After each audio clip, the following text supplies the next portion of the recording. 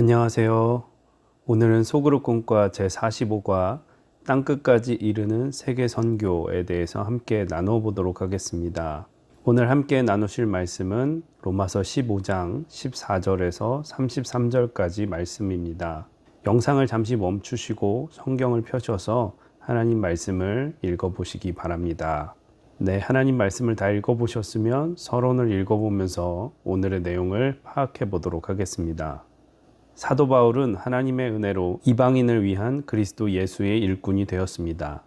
그는 성령의 인도하심을 따라 예루살렘에서 시작된 그리스도의 복음을 세상 모든 나라와 민족에게 전하기 원했습니다.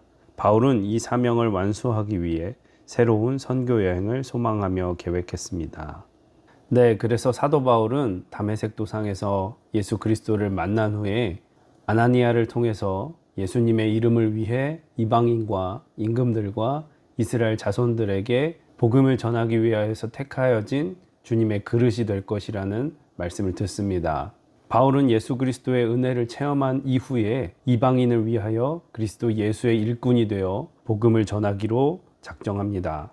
그리고 바울은 전도 여행을 떠나며 실제로 선교지에 하나님의 복음이 전해지게 하기 위해서 애쓰는 삶을 살았습니다. 네, 그러면 본론을 읽어보면서 바울의 선교는 어떤 모습이었는지 살펴보도록 하겠습니다.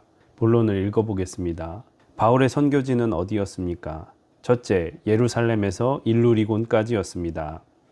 사도 바울은 이방인 선교를 위해 예루살렘에서 시작해 멀리 일루리곤에 이르기까지 두루 다니며 예수 그리스도를 전했다고 보고했습니다.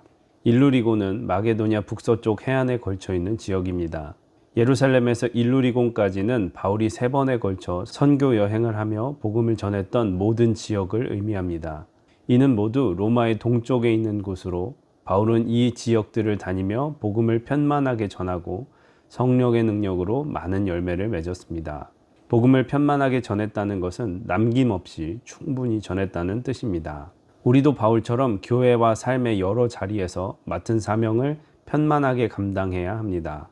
가정과 일터, 다양한 만남 등을 내 선교지로 여기며 복음 전하는 일에 최선을 다해야 합니다. 네, 그래서 바울은 오늘 본문 17절에서 19절까지를 보면 자신이 예수 그리스도의 일꾼으로 부름받아 복음을 전하기 위해서 애쓴 것을 이야기하는데요.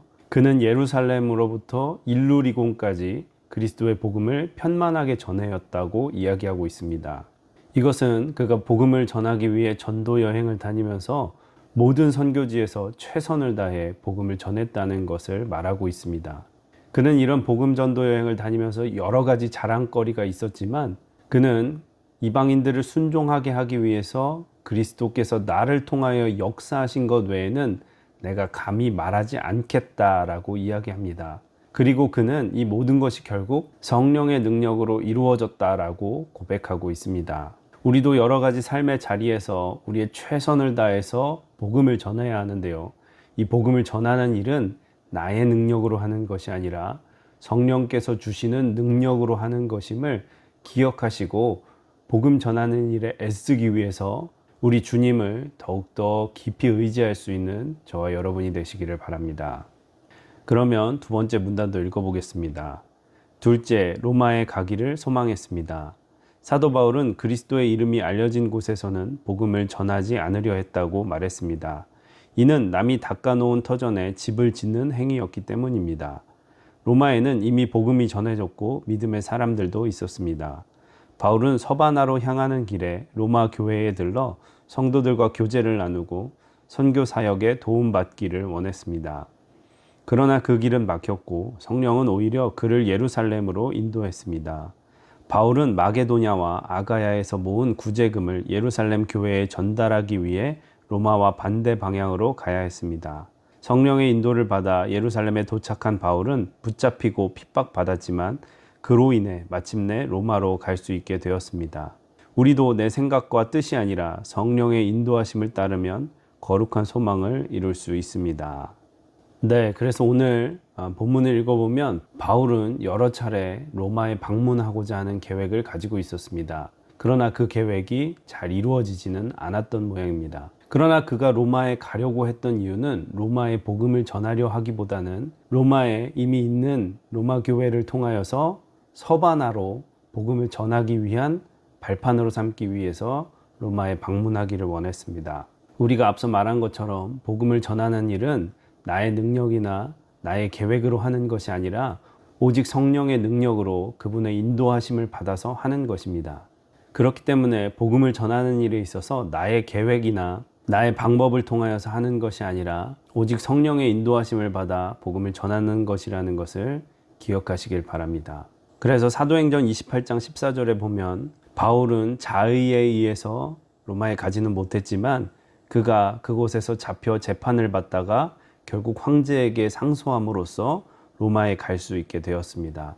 그리고 그는 어떤 상황에 처했어든지 계속해서 복음을 전하는 일에 게으르지 않았습니다.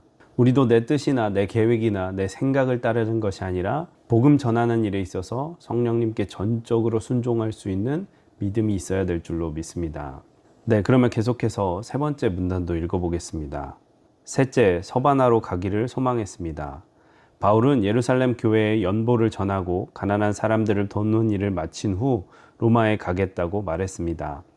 바울이 로마에 가려는 이유는 로마 교회 성도들과 교제하기 위함도 있지만 더 중요한 목적은 서바나로 가기 위해서였습니다. 서바나는 지중해 서쪽 끝에 있는 스페인을 말합니다. 바울이 이곳에 가기를 소망했던 이유는 분명했습니다. 땅끝까지 이르러 내 증인이 되리라 하신 예수님의 말씀을 온전히 따르기 위해서였습니다. 예루살렘의 땅끝까지 이르는 바울의 선교 여정은 하나님의 뜻이며 성령의 인도하심이었습니다. 오늘날 이 사명을 받은 곳이 교회입니다. 교회의 지체인 우리는 내 삶의 자리에서부터 복음 전파의 사명을 감당해야 합니다. 네, 그래서 오늘 본문을 읽어보면 바울은 어느 곳에 정착해서 안주하는 것을 원하지 않았습니다. 그가 원했던 것은 예수님의 복음을 들고 땅끝까지 이르러 그것을 전하는 삶이었습니다. 특히 20절과 21절에 보면 그리스도의 이름을 부르는 곳에서는 복음을 전하지 않기를 힘썼다. 또 주의 소식을 받지 못한 자들이 볼 것이고 듣지 못한 자들이 깨달으리라 함과 같으니라 라고 이야기하면서 그는 복음을 한 번도 들어보지 못한 곳에 가서 복음 전하기를 원했습니다. 그렇기 때문에 바울은 자신이 개척한 수많은 좋은 교회들에 머무르지 않고 끊임없이 복음을 전하며 끝끝내 서바나까지 가기를 원한다는 자신의 심정을 밝히고 있습니다. 우리 주변에는 여전히 복음을 들어보지 못한 사람들이 있습니다. 여전히 주님이 주시는 은혜의 기쁜 소식들을 듣지 못한 사람들이 있습니다. 이런 사람들에게 복음을 전하는 것이 바울의 소명이었고 또한 똑같이 우리의 소명이라는 것을 기억하시기를 부탁드립니다. 네, 이렇게 해서 본론의 내용들을 읽어보았고요. 결론의 내용을 읽어보겠습니다. 세 번의 선교 여행을 하는 동안 바울은 로마 동부 지역에 복음을 전하고 많은 교회를 세웠습니다. 복음을 향한 그의 열정은 멈추지 않아 로마 서부 지역까지 선교하고자 했습니다. 하나님은 이러한 바울을 통해 세계 선교의 기반을 닦으셨습니다. 우리도 바울의 선교 열정을 본받아 땅끝까지 이르는 선교 사명에 동참해야 합니다. 네, 이렇게 해서 소그룹 꿈과 제45과 땅끝까지 이르는 세계 선교에 대해서 함께 나누어 보았고요. 묵상 질문과 삶에 적용하기를 천천히 읽어보시기 바랍니다.